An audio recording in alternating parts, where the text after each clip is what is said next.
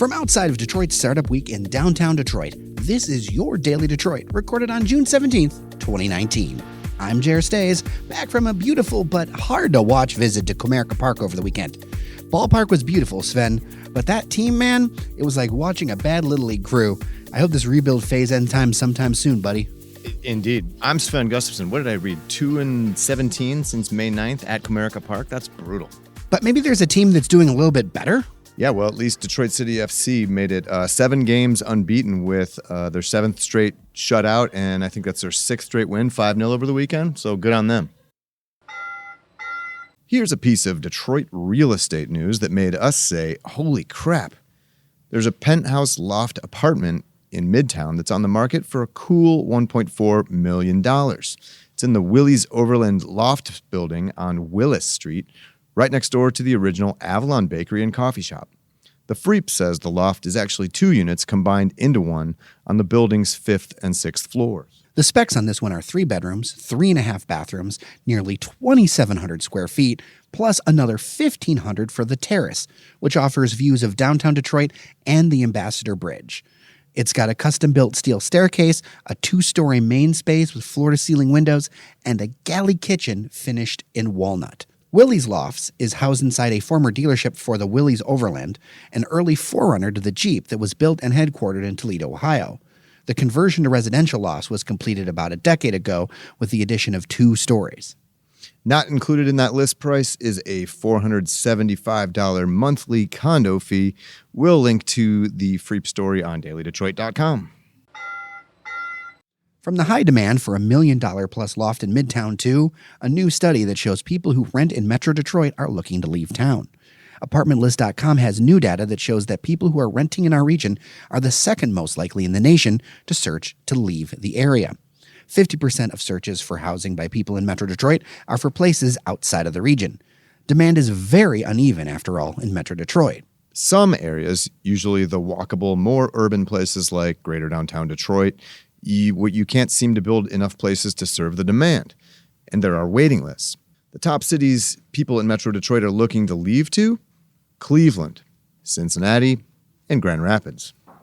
I thought it was interesting to put these 2 stories together, Sven, because actually I've toured those Willie's Overland Lofts spaces before. They're absolutely beautiful, but there's been a lot that has been sitting on the market until recently, and then it just starts to move. But they are beautiful spaces. And then you put that right next to some stats like this, where it's like really positive about Detroit, but the region, there's a lot of people looking to leave.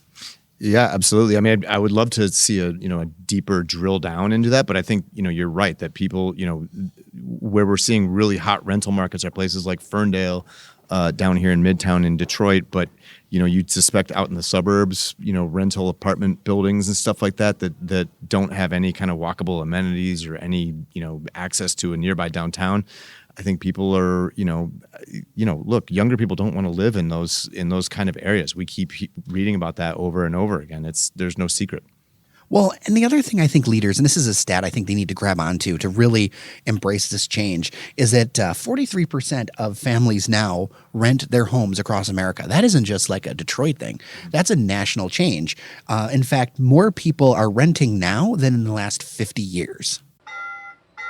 Daily Detroit is brought to you in part by Repurpose. That's where you can get hired by Detroit's best startups and companies.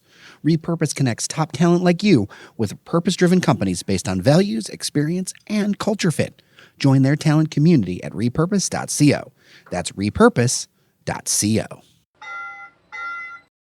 Royal Oak has been dealing with a rash of drunk people wandering into houses and sleeping there in the last few years. In fact, over at the Podcast Detroit studio last week, there was a group of people, clearly inebriated, who were trying to jiggle the lock and get in after a night out. While no one's been injured or attacked so far in these incidents, it's obviously not the best idea to get plowed and crash at a stranger's house uninvited. However, there's a loophole in prosecuting these cases. According to a story in the Royal Oak Daily Tribune, officials are working on an ordinance that would allow the city to prosecute such cases under local ordinance. These entering without permission cases were previously handled under a state misdemeanor law, which created uncertainty over who exactly should prosecute the case. There's technically no local ordinance on the books there that makes this entering without permission thing specifically illegal. The state law means that county prosecutors have to get involved, taking them away from more serious cases. It also creates uncertainty for judges as to who is prosecuting the case. Sven, can we take a minute and just talk about the fact that this is a thing? I mean, I feel like this is the kind of thing that would happen like up on Mackinac Island or something like that, man. I never thought it would be in Royal Oak, but it seems to be the case. I mean, I've biked to a friend's house from the Inn Place up there on Main and Gardenia. Look, I am no saint when it comes to having a few pints, but I always knew where I was going. I mean, at least maybe they're walking. I look at that as like a positive. Well, there's been some controversy. I know there have been some members of the city council in Royal Oak in recent years who have kind of balked at, approving new liquor licenses and for bars and restaurants and stuff because they argue that like, hey, like this is becoming like kind of a spectacle downtown and here's your proof maybe, I guess. I don't know. One last quick item. Crews have begun removing exterior metal panels from Joe Louis Arena as part of the stadium's ongoing demolition. The Detroit News reports that the work to remove the panels started last week, should go on for another couple of months. Demolition of the interior started a few weeks ago. The site is expected to be completely cleared by the end of the year or early in 2020.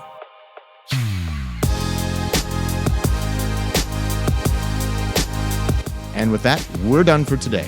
Thanks so much for listening, and be sure to tell a friend about our show. I'm Sven Gustafson. And I'm Jer Stays. Take care of each other, and we'll see you around Detroit. You're listening to the Podcast Detroit Network. Visit www.podcastdetroit.com for more information.